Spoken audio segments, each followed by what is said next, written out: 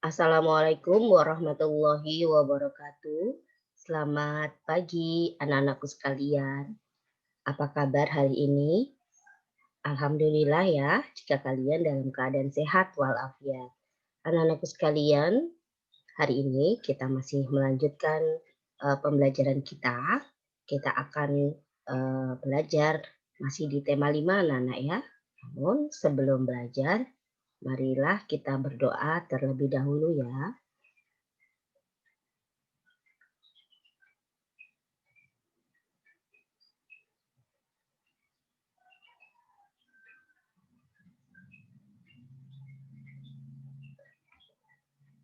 Baik, anak-anakku sekalian, kita lanjutkan pelajaran kita, yaitu tema 5, subtema 2, namun di pembelajaran 4 ya.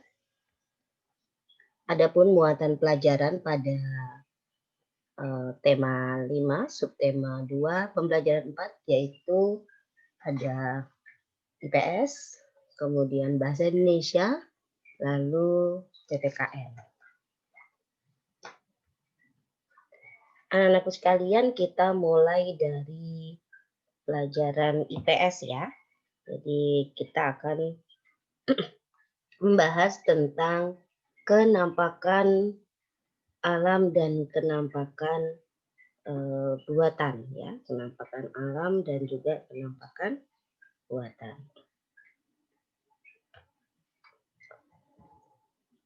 Anak-anakku, jenis kenampakan itu terbagi menjadi dua anak-anak ya. Jadi ada kenampakan alam dan juga kenampakan buatan. Kita ketahui bahwa Indonesia anak-anak memiliki ribuan pulau yang terbentang dari Sabang hingga Merauke ya anak-anak. Nah, setiap pulau itu memiliki kenampakan alam yang beragam. Nah, jadi kenampakan alam yang terdapat di setiap pulau yang ada di Indonesia itu berbeda-beda anak-anak ya. Jadi tidak sama karena kenampakan alam ini mempengaruhi mata pencaharian di suatu wilayah tertentu. Gitu ya. Oke, apa itu kenampakan alam? Kenampakan alam adalah kenampakan yang terjadi karena ciptaan Tuhan Yang Maha Esa. Jadi kenampakan alam ini terjadi dengan sendirinya, anak-anak ya. Terjadi dengan sendirinya karena sudah diciptakan oleh Tuhan Yang Maha Esa ya. Nah, ini contoh kenampakan alam. Misalnya ada pegunungan, ya gunung. Pegunungan itu berbeda dengan gunung anak-anak ya. Kalau pegunungan itu lebih dari satu gunung. Jadi gunung yang berderet gitu. Gunung itu hanya satu ya. Sungai, laut, ya, perbukitan. Perbukitan dan bukit juga berbeda ya. Perbukitan itu berarti bukitnya ada banyak. Kalau bukit satu saja, selat ya kan, selat. Masih banyak ya anak-anak ya yang lainnya. Lalu ada kenampakan buatan. Anak-anakku sekalian, kenampakan buatan juga terdapat ada di wilayah di Indonesia ya. Penampakan buatan itu adalah penampakan yang sengaja dibuat oleh manusia untuk tujuan tertentu. Jadi penampakan buatan ini dibuat oleh manusia ya dengan tujuan tertentu. Contohnya apa? Contohnya ini waduk. Ya, waduk ini atau bendungan anak-anak. Kalau di sini namanya mungkin polder itu anak-anak ya. Ini bisa digunakan untuk wisata ya, pariwisata atau digunakan untuk menampung air membantu pertanian ya, atau membantu pengairan untuk tanaman gitu ya. Kemudian kebun binatang ya, anak-anak tahu ya kebun binatang ini tempatnya konservasi hewan ya, tempat-tempatnya untuk pelestarian hewan gitu ya, kebun binatang.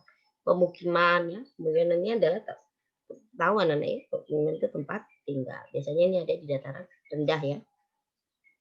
Pelabuhan ya, pelabuhan apa anak? Pelabuhan itu tempat berhentinya kapal anak-anak ya, bandara, sekolah, dan masih banyak yang lainnya. Oke, kita lanjut ke bahasa Indonesia ya. Jadi setelah tadi kita belajar tentang manfaat kenampakan alam dan kenampakan buatan ya, kenampakan alam dan kenampakan buatan. Jadi kita lanjut ke bahasa Indonesia. Jadi, selain itu anak-anak, kenampakan alam dan buatan itu juga dimanfaatkan masyarakat dalam berbagai bidang. Salah satunya adalah bidang ekonomi. Bukan ekonomi saja ya, bidang pariwisata, ya bisa ya, bidang pendidikan bisa juga anak-anak ya. Jadi pada kenampakan alam berupa laut misalnya, manfaatkan hasil laut untuk dijual ya. Misalnya hasil laut itu kerang, ikan, atau rumput laut. Nah, kenampakan alam buatan, kenampakan alam perkebunan, maksud perkebunan ini ya, perkebunan itu alam ya. Dan kan untuk beroleh bahan pangan. Nah, sedangkan kenampakan buatan seperti pelabuhan itu dimanfaatkan sebagai tempat penelitian kapal laut yang membawa barang dari dalam dan luar negeri. Itu ya. Nah, kita lanjut ke bahasa Indonesia, menggali informasi dengan membuat pertanyaan. Anak-anak sudah sangat familiar ini ya. Jadi menggali informasi dengan membuat pertanyaan. Nah, bagaimana cara menggali anak-anak informasi dengan membuat pertanyaan? Yang pertama tentu harus membaca isi teks secara keseluruhan anak-anak ya. Lalu buatlah kalimat tanyanya. Jadi kalau nggak baca kalian nggak akan bisa membuat kalimat tanya dari teks itu, gitu ya. Nah, kalau sudah membaca lalu membuat teks, tentu informasi tersebut akan kalian peroleh. Tata tanyanya dengan adik Simbara, anak ya. Jadi sudah anak-anak pasti sudah ini familiar ya. Baik, kita lanjutkan ke PPKN, anak-anak. Kita akan bahas tentang materi persatuan dan kesatuan dalam mengelola sumber daya alam. Nah, anak-anakku sekalian, Indonesia itu terdiri dari ribuan pulau ya. Pulau-pulau tersebut menjadi sebuah kesatuan ya, Nek, ya, yaitu Negara Kesatuan Republik Indonesia ya, atau NKRI. Kalian kemarin sudah belajar NKRI itu telah disebutkan dalam Undang-Undang Dasar 1945 ada pasal 1 dan juga pasal 18 ya, masing-masing ayat 1 ya. Kemudian setiap pulau dapat memiliki sumber daya alam yang berbeda dengan pulau yang lain ya. Nah, sudah tahu ya. Setiap wilayah pun dapat menghasilkan sumber daya alam yang beragam. Misalnya, anak-anak ini adalah ada dua gambar. Yang satu adalah petani teh dan yang satu adalah petani garam. Ini adalah dua wilayah yang berbeda, ya, yang menghasilkan sumber daya alam berbeda, ya, dan mereka tentu saling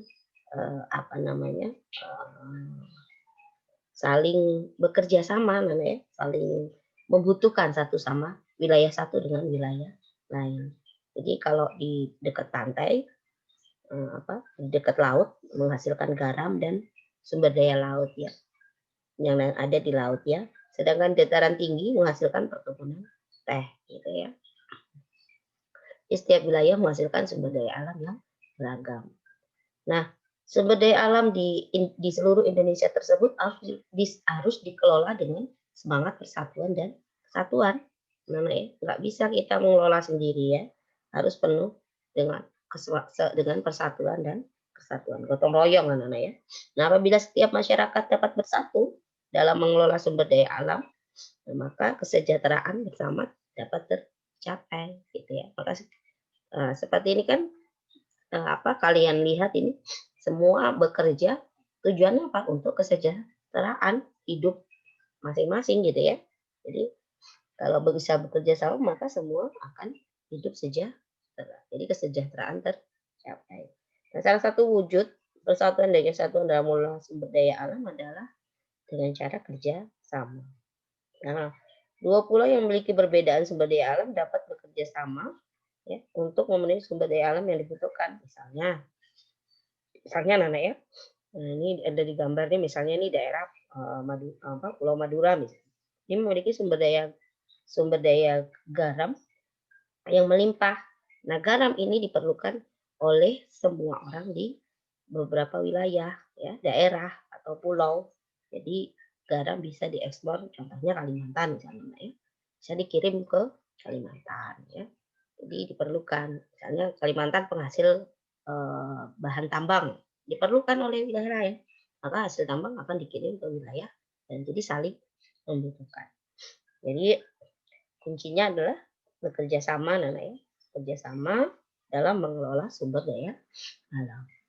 Dan perlu diketahui penggunaan sumber daya alam juga harus lebih bijaksana. Kita tidak boleh boros Nana ya. Kita tidak boleh boros, kita harus menjaga kelestariannya, seperti itu. Baik, anak-anak sekalian, ada tugas untuk kalian, bahasa Indonesia KD 3.1 mengerjakan Bu Pena halaman 5B anak-anak ya, bukan 5A ya, halaman 5 Bu Pena 5B, mengerjakan buku Bu Pena 5B anak-anak ya. Ini bukan 5A, Bu Pena 5B.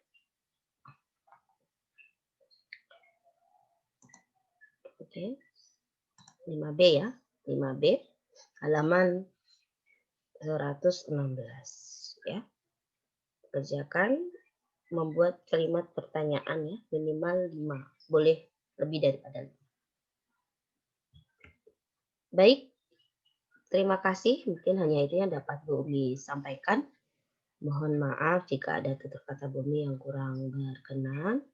Selalu jaga diri anak-anak, patuhi protokol kesehatan, selalu menggunakan masker dan rajin cuci tangan serta jauhi kerumunan. Dan yang paling penting lagi adalah jangan lupa selalu berdoa kepada Tuhan Yang Maha Esa, Allah Subhanahu wa taala. Semoga kita selalu diberikan kesehatan juga dan juga keselamatan. Akhir kata, wabillahi taufik wal hidayah. Wassalamualaikum warahmatullahi wabarakatuh.